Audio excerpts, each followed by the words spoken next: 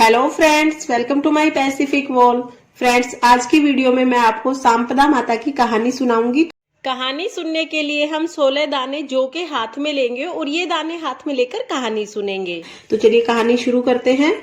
एक राजा था, उसका नाम नल था। उसकी दमयंती नाम की रानी थी। एक दिन महल के नीचे एक बुढ़िया आई जो संपदा का डोरा बांट रही थी और कहानी सुना रही थी। वहां पर बहुत भीड़ लगी हुई थी। सब औरतें डोरा लेकर जा रही थी। रानी ने ऊपर से देखा और अपनी दासी को कहा कि नीचे जाकर देख कर आओ किस चीज की भीड़ लगी है। दासी देखने गई और आकर बोली कि एक बुढ़िया सांपदा का डोरा बांट रही है जिससे धन लक्ष्मी होती है। वह डोरा कच्चे सूत की 16 तार की 16 गांठ दे और हल्दी में रंगकर पूजा करके 16 नए जौ के दाने हाथ में लेकर सांपदा माता की कहानी सुनकर गले में बांधते हैं। तब रानी ने भी डोरे की पूजा करके अपने हार में बांध लिया। जब राजा बाहर से आया तो डोरा देखकर बोला कि रानी, ये हार में क्या बंधा हुआ है। रानी ने बताया कि सांपदा माता का डोरा बंधा हुआ है, इससे धन लक्ष्मी बढ़ती है। राजा बोले कि तुम्हारे पास क्या धन लक्ष्मी की कमी है? यह डोरा तुम्हारे हीरे मोती के हार के साथ अच्छा नहीं लगता, इसे निकाल कर फेंक दो। तब रानी ने कहा कि यह सांपदा माता का डोरा है, मैं इसको नहीं उतारूंगी। राजा ने आगे बढ़कर डोरा तोड़ा और फेंक दिया। उसी दिन राजा को सपन में सांपदा माता दिखाई दी। सांपदा माता बोली, राजा मैं तेरे घर से जा रही हूँ। राजा ने पूछा कि तुम कौन हो? तो सांपदा माता बोली कि मैं सांपदा हूँ, इसलिए जा रही हूँ क्योंकि तुमने सांपदा का डोरा तोड़कर मेरा अपमान किया है और मेरे जाते ही तुम्हारा सारा धन कोयला हो जाएगा। सुबह उठकर जब राजा ने देखा तो सारा धन कोयला हो गया था। तब राजा रानी से बोला कि हम यहाँ से जाते हैं और किसी दूसरे गांव में जाकर बस जाएंगे। यहाँ पर हम किसी ब्राह्मण की लड़की को छोड़ देंगे जो इस घर में दिया बाती करेगी, पानी भरेगी, झाड़ू लगाएगी और घर में बैठी रहेगी। राजा रानी घर से निकल गए। जैसे घर से बाहर पैर रखा, घर का दरवाजा टेढ़ा हो गया। जब राजा और रानी एक तालाब के पास पहुंचे तो राजा ने वहां पर 2 तीतर रानी को ला कर दिए और बोले, तू इन्हें भून कर रख, मैं नहा कर आता हूँ। रानी ने तीतर भून लिए। तब दोनों खाने बैठे तो तीतर उड़ गए। राजा रानी अपनी बहन के यहाँ पहुंचे। बहन ने उन्हें अपने पुराने घर में ठहरा दिया। राजा रानी बहन के घर में गए तो वहां पर बहन के जो सोने की बिछिया पड़ी हुई थी वह जमीन खा गई। राजा रानी से बोले कि यहाँ से चलो, नहीं तो इसकी चोरी हमारे सिर लग जाएगी। वो दोनों वहां से चले गए। वहां से जाने के बाद राजा अपने दोस्त के घर चला गया। दोस्त ने भी राजा को अपने पुराने महल में ठहरा दिया। पुराने महल में राजा ने देखा कि एक खूंटी पर नौलखा हार टंगा हुआ है और खूंटी के साथ में ही एक मोर का चित्र बना हुआ है। मोर देखते ही देखते खूंटी पर टंगे हुए हार को निगल जाता है। तब राजा ने रानी को कहा कि यहाँ से भी चलो, नहीं तो हमारे सिर चोरी लग जाएगी। रानी बोली, किसी के घर जाने की बजाय जंगल में जाकर लकड़ी बेचकर हम अपना पेट भर लेंगे। वह एक सूखे से बाग में चले गए। उनके जाते ही बाग हरा भरा हो गया। बाग का मालिक बहुत खुश हुआ। उसने देखा कि वहां पर एक स्त्री और एक पुरुष सो रहे हैं। बाग का मालिक उन्हें जगाकर बोला कि तुम कौन हो और तुम्हारे आने से यह सूखा हुआ बाग हरा भरा कैसे हो गया? तो राजा रानी ने कहा कि हम तो मुसाफिर हैं, काम की खोज में आए हैं। बाग के मालिक ने दोनों को वहां पर काम पे रख लिया। मालिन रानी से बोली कि तुम सिर्फ फूलों की माला बना देना और बाजार में बेच आना। एक दिन बाग में मालिन कथा सुन रही थी और डोरा ले रही थी। रानी के पूछने पर उसने बताया कि ये सांपदा का डोरा है। रानी ने कथा सुनी और डोरा ले लिया। राजा ने अपनी पत्नी से पूछा कि यह कैसा डोरा बांधा है? तो रानी बोली कि यह वही डोरा है जो आपने तोड़कर फेंक दिया था। उसी कारण सांपदा देवी हमसे नाराज होकर हमारे घर से चली गई थी।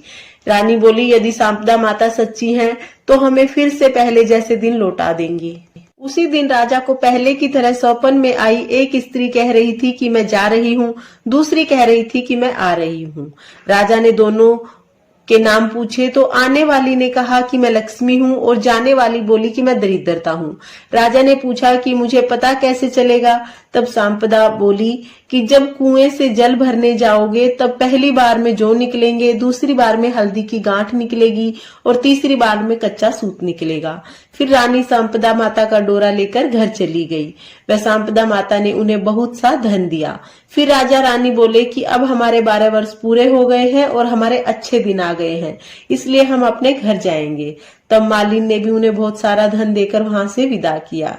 रास्ते में आते हुए राजा अपने दोस्त के यहाँ पहुंचा तो दोस्त ने राजा को महल में ठहराया। फिर राजा ने कहा कि नहीं, हमें उसी पुराने घर में ठहराओ जहां पहले ठहराया था। राजा वहीं ठहर गए। वहां जाकर देखा तो मोर ने जो हार निगला था वह वापस खूंटी पे टंगा हुआ था। इससे राजा का कलंक उतर गया। वहां से राजा अपनी बहन के घर गया। बहन के घर जाने पर बहन ने भी राजा को महल में ठहराया, लेकिन राजा ने कहा कि नहीं, मुझे उसी पुराने घर में ठहराओ जहां पर पहले ठहराया था।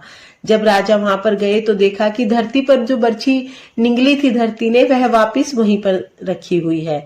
तो राजा ने रानी से कहा कि हमारे अच्छे दिन आ गए हैं। वहां से राजा रानी सरोवर के पास पहुंचे तो देखा कि दोनों तीतर वहां पड़े हुए हैं। वो समझ गए थे कि ये वही तीतर हैं जो उड़ गए थे। वहां से राजा रानी अपने महल की तरफ चल दिए तो देखा कि जो दरवाजा उनके महल का टेढ़ा हो गया था वह ठीक हो गया है। सोने की झारी आ गई है, दातन हरी हो गई है। जो ब्राह्मण की बेटी दिया जलाने के लिए छोड़कर गए थे, उन्होंने उसे अपनी धर्म की बेटी बना लिया। उसको बहुत सा धन दौलत देकर उसका विवाह कर दिया और रानी ने सांपदा माता का उद्यापन किया। 16 ब्राह्मणी जिमाई, 16 चीजें दी, हलवे पूरी की रसोई बनाई। हे सांपदा माता, जैसा पहले राजा को दिया वैसे किसी को मत देना, और जैसा बाद में राजा को दिया वैसा सबको देना। इस कहानी को कहते सुनते हुकारा भरते सबके परिवार को धन दौलत देना। इसके बाद हम एक छोटी सी विनायक महाराज की कहानी कहेंगे। एक बार विनायक महाराज एक डीबले में चावल और एक कुलिया में दूध लेकर घूम रहे थे। सबको बोल रहे थे कि मेरी खीर बना दो, खीर बना दो। कोई खीर नहीं बना रहा था। तब एक बुढ़िया माई बोली कि लाओ मैं खीर बना देती हूँ।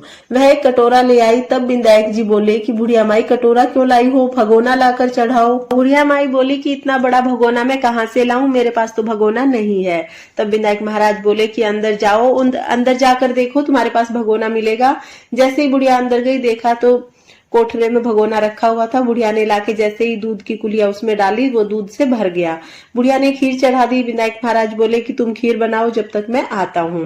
विनायक महाराज दरवाजे के पीछे छिपकर देखने लगे।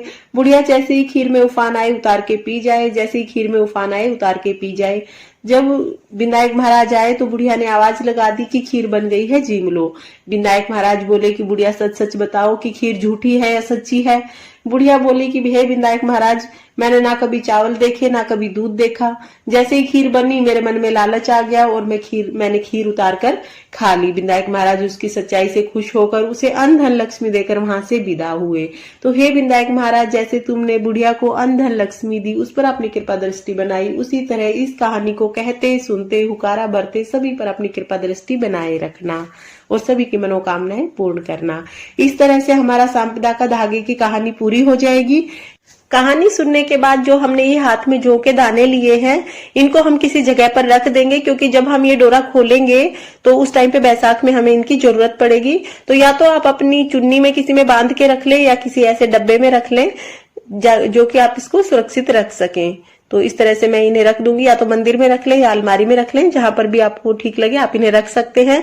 इसके बाद हम जो ये डोरा हमने लिया है ये गले में बांध लेते हैं। आप अगर डायरेक्ट गले में बांधना चाहो तो डायरेक्ट बांध सकते हो, नहीं तो जो आपने चेन या कंठी जो भी पहनी है आप उसमें बांध लें। और अगर आप बाहर काम करते हैं तो कहीं पर रख दें, घर में इसे किसी सुरक्षित जगह पर। और उसके बाद जब बैसाख में खोलेंगे तो किस तरह खोलना है वो विधि भी मैं आपको बताऊंगी। वीडियो आ जाएगा, आप तब देख लेना। और इसके बाद जो हमने पानी लिया है इसको हम सूरज को अर्घ दे देंगे। तो इस तरह से हमारी कहानी पूर्ण हो जाएगी। फ्रेंड्स, अगर आपको मेरी ये कहानी पसंद आई हो तो वीडियो को लाइक करें और मेरे चैनल को सब्सक्राइब जरूर कर लें और बेल आइकन को भी प्रेस कर दें ताकि मेरी आने वाली वीडियोस का नोटिफिकेशन आपको मिल जाए। Thanks for watching.